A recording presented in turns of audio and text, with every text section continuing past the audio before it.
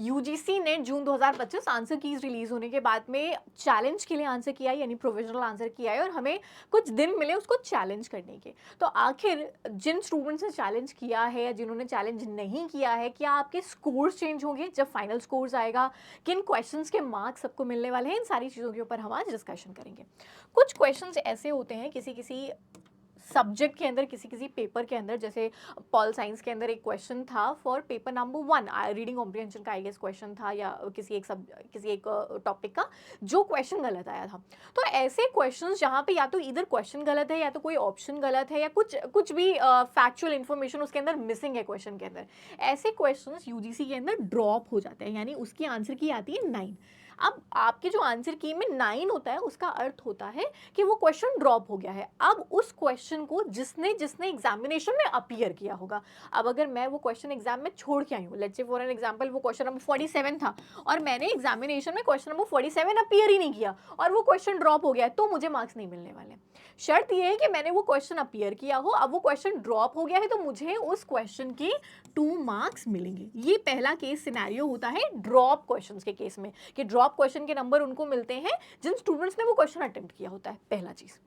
दूसरा चीज आ जाता है चैलेंज क्वेश्चन। अब मान लीजिए कि एक क्वेश्चन, जैसे कॉमर्स में एक एचआर का क्वेश्चन था जिसका आंसर की 3 आया था बट ओरिजिनल आंसर उसका 1 होना चाहिए था। अब इसका एग्जांपल लेती हूँ। मान लो कि मैंने एग्जामिनेशन में 3 मार्क करके आया था, तो प्रोविजनल के हिसाब से मेरे 2 नंबर ज्यादा आ रहे होंगे, बट अगर ये आंसर की चेंज होती है फाइनल के अंदर तो मेरे 2 नंबर कट जाएंगे, मेरे 2 नंबर घट जाएंगे अगर ये आंसर की चेंज होकर 1 हो जाती है।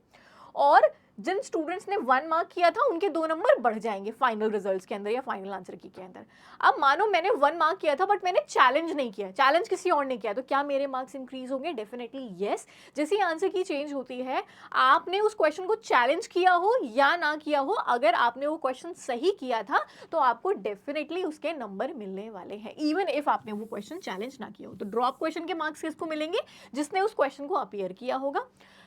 चैलेंज क्वेश्चन के मार्क्स उसको मिलेंगे जिसने सही किया होगा, भले ही उसने चैलेंज किया हो या ना चैलेंज किया हो, किसी का भी चैलेंज एक्सेप्ट होगा, नंबर आपको मिलेंगे अगर आपने वो क्वेश्चन सही किया था तो।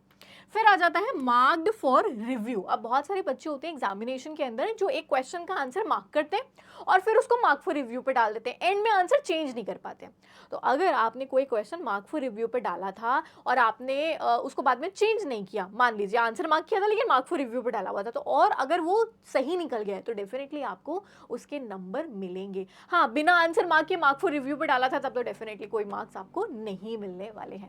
सो आई होप ये 3 जो क्वेरीज थी कि किस क्वेश्चन के आपको मार्क्स मिलेंगे नहीं मिलेंगे, सर ड्रॉप क्वेश्चन ऐसा है जिसके मार्क्स सबको मिलेंगे जिसने जिसने अपीयर किया होगा उस क्वेश्चन को, no matter what option you guys have marked in the answers over there. So will see you guys again in the next session. इसी तरीके के और वीडियोस के लिए चैनल को सब्सक्राइब कर लेना, सो दैट जैसे ही वीडियो आती है चैनल के ऊपर आपको नोटिफिकेशन उससे रिलेटेड मिल जाए। Will see you guys in the next session. Bye bye. Take care everyone.